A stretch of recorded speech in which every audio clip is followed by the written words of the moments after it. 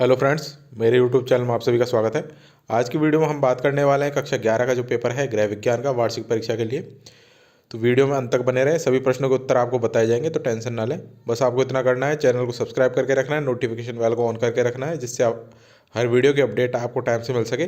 और डिस्क्रिप्शन में हमने हमारे व्हाट्सएप ग्रुप का लिंक दिया हुआ है, तो आप जाइए और वहाँ से ज्वाइन कर लीजिए। आपको सारी अपडेट PDF वगैरह सारे उत्तर सॉल्यूशन सब वहाँ पे प्रोवाइड करवाए जाते हैं। तो व्हाट्सएप ग्रुप पे ज्वाइन होना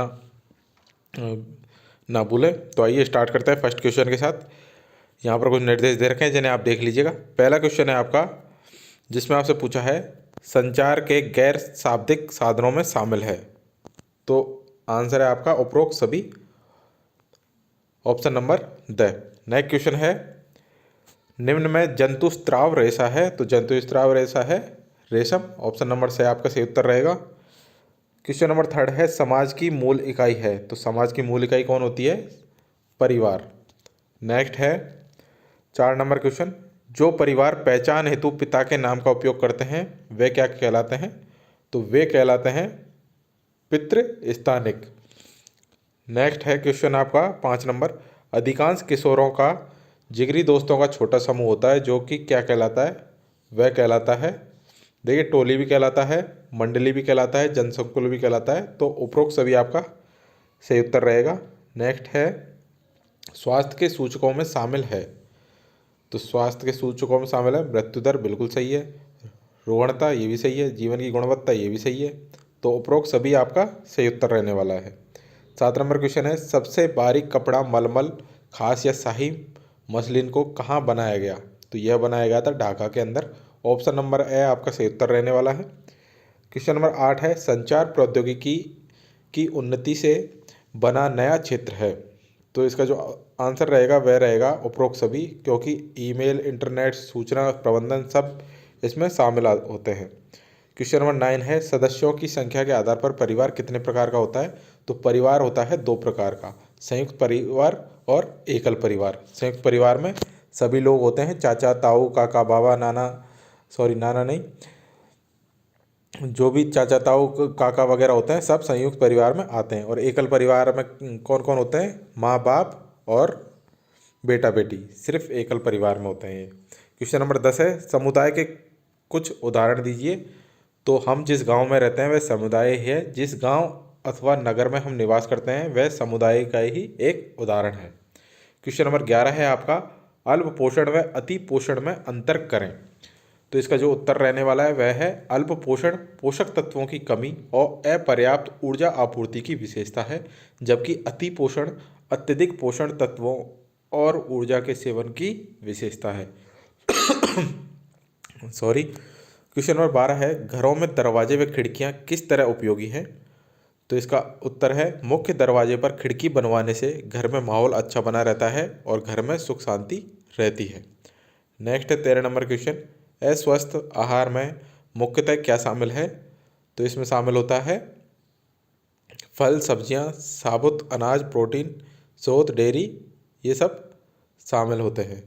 तो ये किस में शामिल होते हैं? स्वस्थ आहार में, ना कि अस्वस्थ आहार में। ये गलत लिखा हुआ है यहाँ पे, स्वस्थ आहार में ये सब चीज़ शामिल होती हैं। नेक्स्ट है, बचत से क्या तात्पर्य है?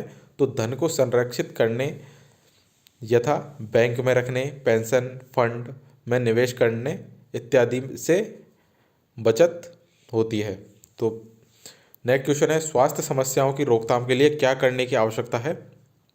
तो स्वास्थ्य समस्याओं को रोकथाम के लिए क्या करना आवश्यक है? हमारे आसपास के जो भी वातावरण है उसको स्वच्छ रखें, गंदगी ना फैलाएं।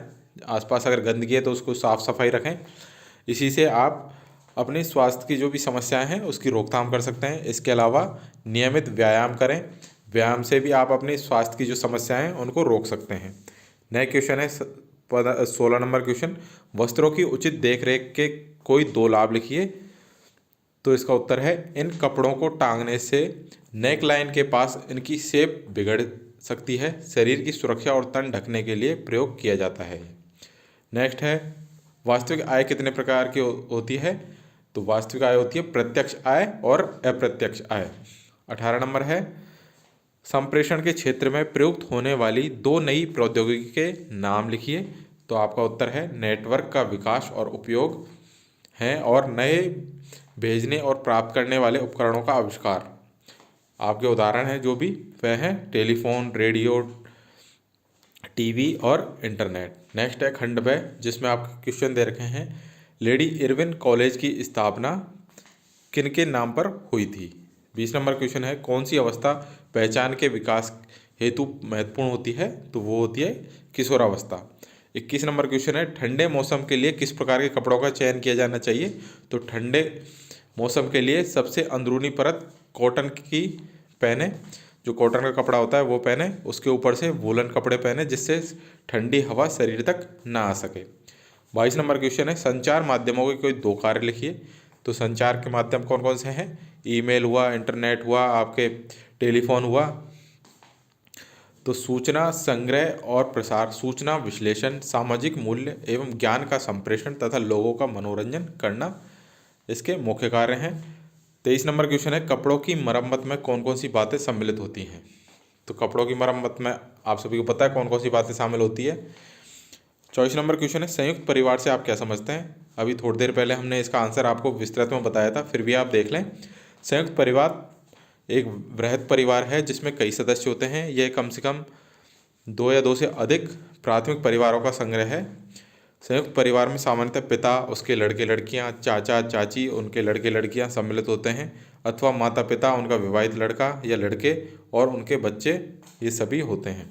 नेक्स्ट है अधिगम कितने प्रकार का हो सकता है, उदाहरण से ही समझाइए। नेक्स्ट है खंड से 26 नंबर क्वेश्चन है आपका बाल मृत्यु दर को रोकने के उपायों का उल्लेख कीजिए, तो इसका जो उत्तर है वह है शिक्षा का प्रसार देश के नागरिकों में रूढ़िवादिता और अज्ञानता को कम करने के लिए शिक्षा का प्रसार जरूरी है। यौन शिक्षा भारत में यौन शिक्षा का अभाव है। जीवन स्तर में उन्नयन, जीवन स्तर के सुधार में निर्धनता बड़ी बाधक है। 27 नंबर क्वेश्चन है शिशुओं में पोषक तत्वों की कमी से कौन कौन से रोग हो सकते हैं, तो अवसाद, चिंता। नेक्स्ट है साबुन और डिटर्जेंट में क्या अंतर है, तो साबुन कठोर जल में झाग बनाते हैं जबकि अपमार्जक कठोर या मृदु जल में झाग नहीं बनाते हैं, इसलिए साबुन की तुलना में डिटर्जेंट बेहद सफाई एजेंट है। नेक्स्ट है 29 नंबर क्वेश्चन संसाधनों के प्रबंधन को स्पष्ट कीजिए, तो इसका उत्तर है हमारे लक्ष्यों को तेजी से और कुशलता से प्राप्त करने के लिए संसाधनों का उपयोग प्रभावी ढंग से किया जाना चाहिए। नेक्स्ट है खंड द वस्त्र परिष्करण से आप क्या समझ सकते हैं, स्पष्ट कीजिए, तो इसका जो उत्तर रहेगा वह रहेगा एक बार तैयार होने के बाद आगे कई बार कपड़ों को संसाधित किया जाता है। संसाधित करने से कपड़े की बनावट में सुधार आ जाता है, अथवा यह कपड़े को अधिक चमकीला बना देता है, अथवा इसके स्पर्श की गुणवत्ता को बढ़ा देता है और इसे टिकाऊ बना देता है। इसे परिष्करण या फिर हम कह सकते हैं फिनिशिंग कहा जाता है। अथवा का क्वेश्चन है बजट बनाने में सम्मिलित चरणों की चर्चा करें। नेक्स्ट है 31 नंबर संचार प्रक्रिया को SMCIE मॉडल की सहायता से समझाइए, अथवा पोषक तत्वों का रेखांकित वर्गीकरण प्रस्तुत कीजिए। तो पोषक तत्वों में क्या क्या चीज़ शामिल होती है, आपके nitrogen, phosphorus, potash, calcium, magnesium, गंधक, सूक्ष्म लोहा, जिंक, कॉपर, मैग्नीशियम, ये सभी शामिल होते हैं। तो घुटनों के बल चलने वाली आयु के बच्चों के कपड़ों की क्या विशेषताएं होनी चाहिए, अथवा वस्त्रों के उचित भंडारण पर टिप्पणी लिखिए, ये इसका उत्तर है, इसको देख लें। नेक्स्ट है 33 नंबर क्वेश्चन अधिकारों और दायित्वों के बीच क्या संबंध है, पूरा विस्तृत में बताइए। और लास्ट क्वेश्चन है अथवा का छोटे बच्चों द्वारा दर्शाए जाने वाले मनोभावों पर एक टिप्पणी लिखिए। तो ये थे सारे क्वेश्चन जो आपके भी एग्जाम में आ सकते हैं, इसलिए फटाफट से इन प्रश्नों को देख लें, याद कर लें। सभी प्रश्नों के उत्तर हमने आपको बता दिए। अगर वीडियो अच्छा लगा है आपको तो वीडियो को लाइक करें, शेयर करें, चैनल को सब्सक्राइब करना ना भूलें। डिस्क्रिप्शन में हमने व्हाट्सएप ग्रुप का लिंक दिया हुआ है, तो आप जाइए फटाफट से ज्वाइन कर लीजिए। मिलते हैं नेक्स्ट वीडियो में। Thank you.